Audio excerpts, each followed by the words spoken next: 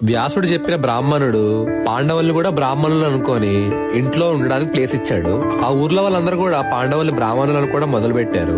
ఒక రోజు మిగిలిన పాండవులందరూ ఫుడ్ తీసుకురావడానికి బయటికి వెళ్లారు. భీముడు కుంతి ఇంట్లోనే ఉన్నారు. సడన్ గా ఎవరైతే బ్రాహ్మణుడు పాండవులు ఉండడానికి ప్లేస్ ఇచ్చాడో వాళ్ళ ఇంట్లోంచి గట్టి గట్టిగా ఏడుపులు వినిపించాయి. ఒక్కొక్క మాట పెరుగుతున్న కొద్దీ ఏడుపులు ఇంకా పెరిగాయి. అసలు ఏం జరిగిందో చూద్దామని కుంతి భీముడు ఆ ఇంటి బయట నుంచొని సైలెంట్ గా ఇంటం మొదలు పెట్టారు. ఆ బ్రాహ్మణుడు తన భార్య బిడ్డల్ని కాపాడుకోవడానికి నేను చనిపోతాను అని చెప్తున్నాడు. దానికి వాళ్ళ భార్య పిల్లలు ఒప్పుకోవట్లేదు. వాళ్ళ భార్య ఫస్ట్ నేను సాక్రిఫైస్ చేస్తా అని చెప్తుంది. అలా ఒకరికొకళ్ళు నేను చనిపోతానని వాదించుకుంటున్నారు.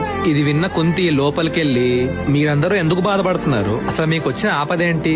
ఒకరితో ఒకరు పోటీపడి మరి ఎందుకు నేను మరణిస్తాను అని రెడీ అవుతున్నారు? మీ బాధ ఏంటో నాతో పంచుకోండి, నాకు చేతనైనంత సహాయం నేను చేస్తాను అని అంది. అప్పుడు ఆ బ్రాహ్మణుడు ఇలా అన్నాడు, తల్లి, ఈ నగరానికి కొంచెం దూరంలో ఒక గుహ ఉంది.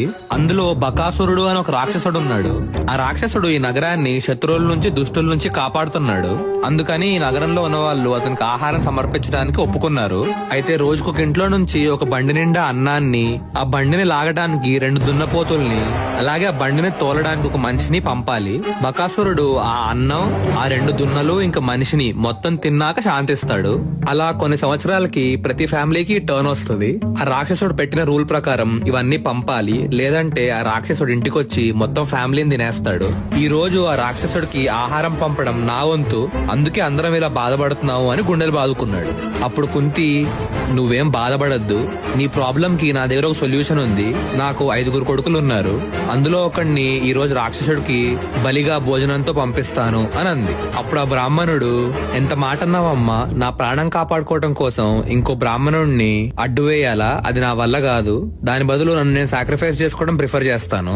అంతేగాని ఒక బ్రాహ్మణుడిని బలిచ్చి బ్రాహ్మణ హత్య పాపం మూటగట్టుకోలేను అని అన్నాడు. అప్పుడు కుంతి ఇలా అంది, బ్రాహ్మణ హత్య పాపం అనే విషయం నేను ఒప్పుకుంటాను. నాకు 5 కొడుకులు ఉన్నారు. ఒకడు పోయినా పర్లేదు, మిగిలిన 4 చాలు అనుకునేంత నిర్దయరాల్ని కాను నేను. 100 మంది కొడుకులున్న తల్లికి అందులో ప్రతి ఒక్కడి ప్రాణం తన ప్రాణం కంటే ఎక్కువే. కానీ నా కొడుకు చాలా బలవంతుడు, అలాగే చాలా గురువుల దగ్గర చాలా మంత్ర విద్యలు నేర్చుకున్నాడు.